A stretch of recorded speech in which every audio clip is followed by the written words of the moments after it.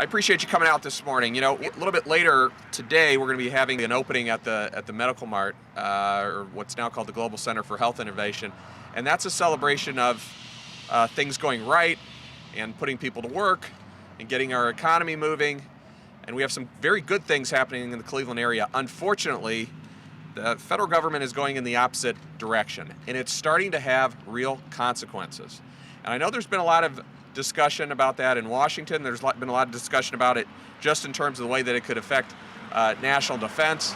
There's been some talk about federal legislation that would protect Defense Department jobs, but there's a real human cost to it. And it's the longer that this federal shutdown goes on, the greater the effect is going to be on the greater Cleveland area. We're now in day 8 of the federal shutdown. I don't know any entity that does business like what we've seen going on in Washington in these last few weeks. Local businesses don't do it this way. Local government doesn't operate this way.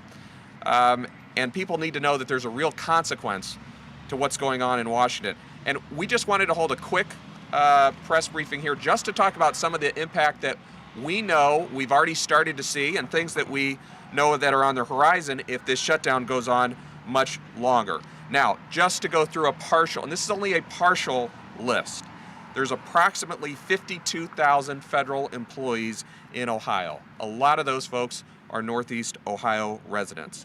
Many, many, many thousands of them have been furloughed. Now, there's 2 separate classifications. There's about 1.3 million nationwide that have been deemed essential, but there's 800,000 that are deemed non-essential, and a lot of those are in Ohio and in Northeast Ohio in particular. Now, what institutions are we talking about here in Northeast Ohio?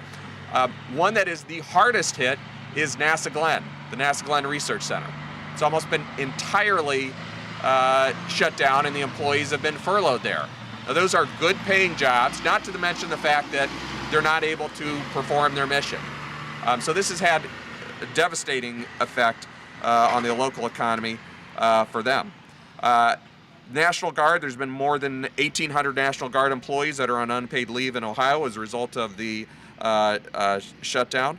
For military pay, that's been affected, although they're talking about having, for non-essential employees, they're talking about at least having back pay. For Social Security and Veterans Affairs matters, we have a number of Social Security centers in Cuyahoga County and also VA facilities, and it is going to start affecting their ability to process claims. So for people that have served their country and are now trying to get veterans benefits, there are going to be delays in Cuyahoga County. Just today, 7,500 VA workers across the country were furloughed, and that does include some in the greater Cleveland area. It's affecting things like even our park services. We're not too far from the Cuyahoga Valley National Park. 18 park personnel, including law enforcement, are on duty in the Cuyahoga Valley. The other 109 have been furloughed. That includes seasonal workers, but also full-time employees. So that is going to have a pretty big effect. It's going to affect local small businesses as well. In 2012, the Small Business Administration approved 53,000 applications for small business loans. Many of those were in Cuyahoga County. We just started having meetings with the SBA about a month ago about how we could work with them to expand their operations, particularly in minority communities in greater Cleveland. That has now been brought to a standstill. There have been food safety operations that have been affected. That will also affect our area here as well.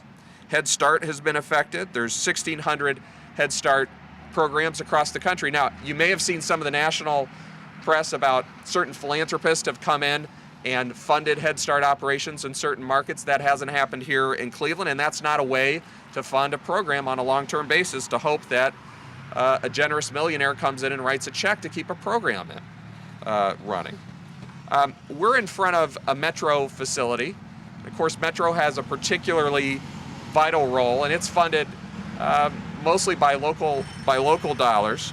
But they also do programs like the WIC program, which stands for Women, Infants, and Children. So for those who think that the federal government shutdown somehow isn't going to affect ordinary Americans, ordinary residents of Cuyahoga County, I would point to this program in particular. It's a program that provides access to basic food, baby formula, nutritional education, breastfeeding support, and healthcare referrals for 9 million poor mothers across the country. And it has a real role to play right here in Northeast Ohio. I actually happen to know that personally. My wife happens to be a dietitian. She used to work for the program many years ago.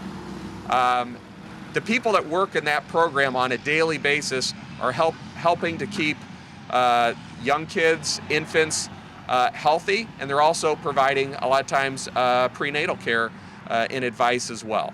It's not something that a functioning society should turn its back on. Now, we're very appreciative that Metro is going to continue to provide this. So at this point in time, Metro is continuing to do that. But they're using dollars that are running out. If this shutdown continues, there's every likelihood that eventually those funds are going to run out.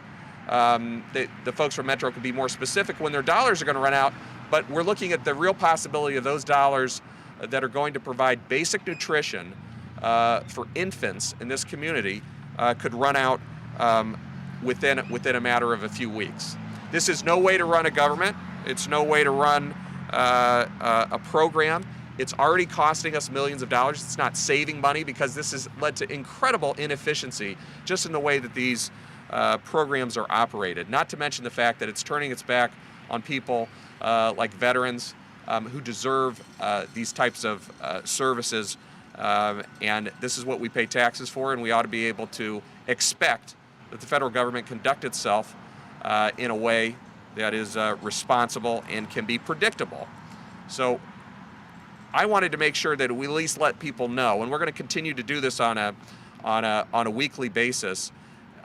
We hope this will be the last one we have to hold, but if it continues, we'll continue to update people in Cuyahoga County to let them know that this is not just a federal government problem. The dysfunction that's going on in Washington is having a very real effect here in Cuyahoga County. I know there's some folks here from Metro that if any of you had questions about the services that are provided here, they could answer them. If there's any questions, I can take a question or two, and then we can call this event to a close. Any questions? Yeah, you said 9 million low-income moms. How many locally in Cuyahoga County? The folks from Metro could give you the specific numbers on how many in Cuyahoga County. And would you be doing this if you were running for governor? Yes. Why? Because this is my day job. One of my responsibilities as county executive is to speak out when federal programs work and when they don't work. We go to Washington a few times a year and we try to advocate for programs that we think make a difference. These programs make a difference, and people need to know that the federal shutdown is not some obscure event that's just that is just political theater in Washington. It has a real effect, and I don't think it's going to change unless local elected officials let federal officials know that this is not acceptable. I've spoken out before on national issues before I was running for governor, and I will in the future if I'm in a position where my constituents are being affected, and my constituents are being affected. I mean, the people that work at NASA Glenn, that work in this county, are my constituents, and they're not at work, and they're not contributing to the local economy, and that's something that's going to have an effect, and that goes beyond any election cycle. Any other questions? Thanks very much for coming. I truly appreciate it. And there are some folks from Metro if you want to get some specifics from them about what services are provided here. Thank you.